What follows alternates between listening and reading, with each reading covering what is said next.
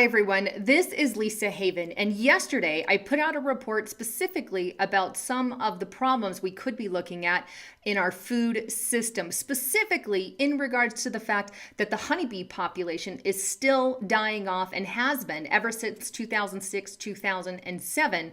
There has been some pretty serious declines. Well, later that night, I came across another shocking report that I just have to share with you, specifically in regards to the United Nations, who has now issued a warning, a global warning that is, specifically in regards to the honeybee die-off problem.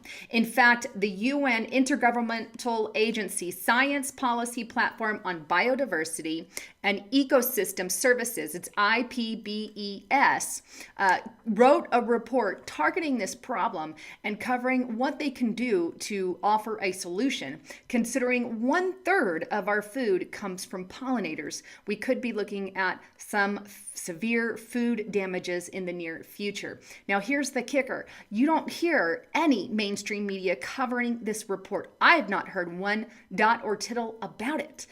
They want to keep this quiet. They don't want to cause, quote, panic. But nonetheless, I need to bring it to you so you are aware of what's truly going on and you are prepared and stored with food. But I think the best thing to do is let's delve straight into those reports. All right, so here's the first report, and it's on truth.out.org. I wanted to show you a few media clips before I got into the actual report itself, but here are some alternative sources that are actually talking about it. And notice the date on this. It was just put out March 6th or March 2nd, 2016, and it states United Nations warns of decline of food production amidst bee die-off. Here's another report. This is by BNA.com or Bloomberg BMA, and it's UN body calls for global action to protect pollinators. This was at the end of February, for very recently, and put together by Eric J. Lyman. I highly encourage you to come and read those. But let's go to the actual organization that is a intergovernmental, UN intergovernmental agency. And again, it's your science policy platform on biodiversity and ecosystem services, your IPBES. And that's what that stands for, intergovernmental and blah, blah, blah. But this is their main page here. Now let's actually go to their pollination report, and here's what they've done. This is such an important report to the UN, and that they have printed this in 28 different languages, and it is available 1,100 plus online news sites in 80 countries. Plus, it's got newspaper and radio coverage.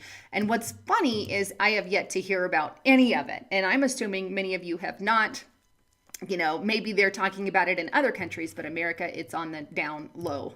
Now, here's the actual report, and I want to encourage you once again to get over here and read it, but I'm not going to read the whole thing to you. I just kind of want to touch on some things, but they have assessment, they have the people working on it, and they have some of their keys, milestones, and whatnot for the review.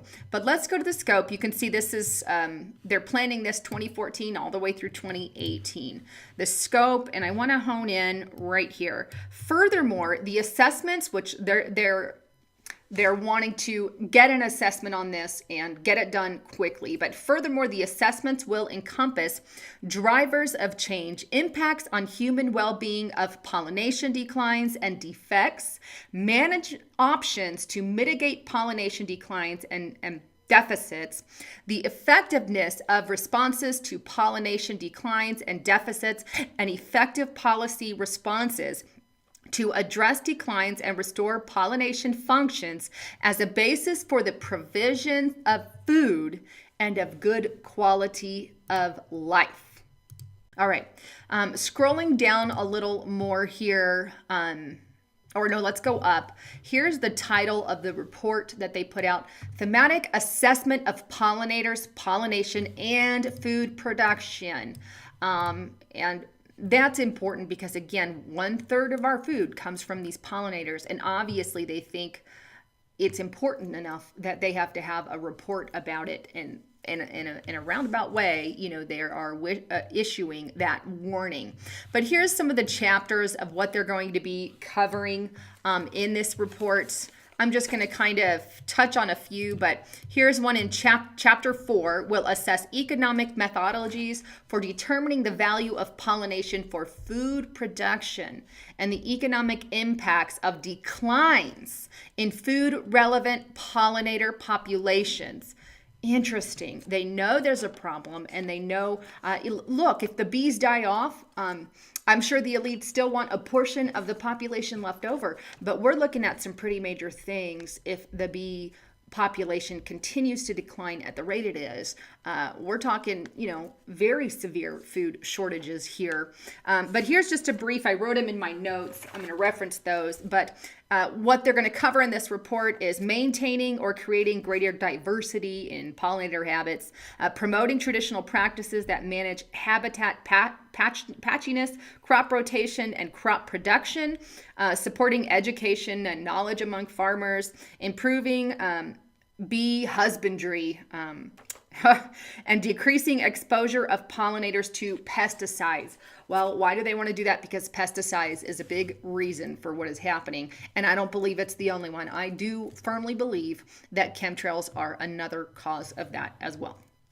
There you have it. The United Nations is issuing a, quote, warning and a report.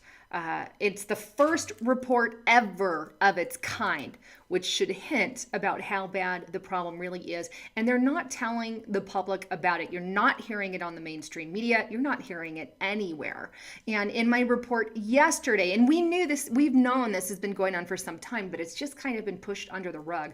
Now, in my report yesterday, I went over what the world would look like without, a honeybee population, and I'll brief that, but harvest can fail. Majority of your fruits and vegetables and nuts are going to go away, specifically almonds. Almonds would be one of the first to go. And you have to remember that they crush the almond nuts to feed the cows, or the shells of nuts, to feed cattle. So we're going to look at nutrition missing from the cows, which would hinder the production of milk because they need that nutrition. In addition to that, cows usually eat the nuts, so I said that. The cosmetic department would suffer because they use the honey. Alfalfa fields would also die off, making your beef and dairy cows go hungry. So we're looking at, pretty much a way down of our beef, of our fruits, our vegetables, and our fruits and vegetables and nuts. These are things that we need hugely. And then lastly, we'll have nothing but a big fat diet of pork, because pork will be available, at least, as long as, I guess, it's out there for the taking, which necessarily isn't the best for us.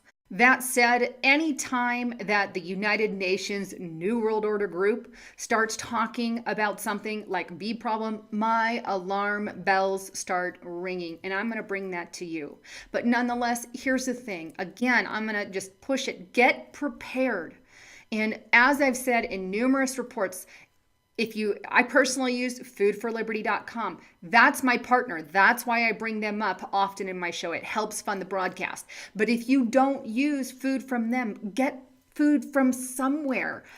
Get stored, get stocked up, get ready, because if the United Nations is talking about the possibility of food shortages and they're issuing some kind of global report that this needs to be taken care of, again, that's a sign for you and I to prepare. We know elites are preparing. We know they're even leaving the country, going to places across the world to get to be away from what could happen in America. And they're all storing up on food. They're all stocking up on water. They're all stocking up on supplements and minerals and these kinds of things. Get the Tea is the guy that I use, but get them from somewhere.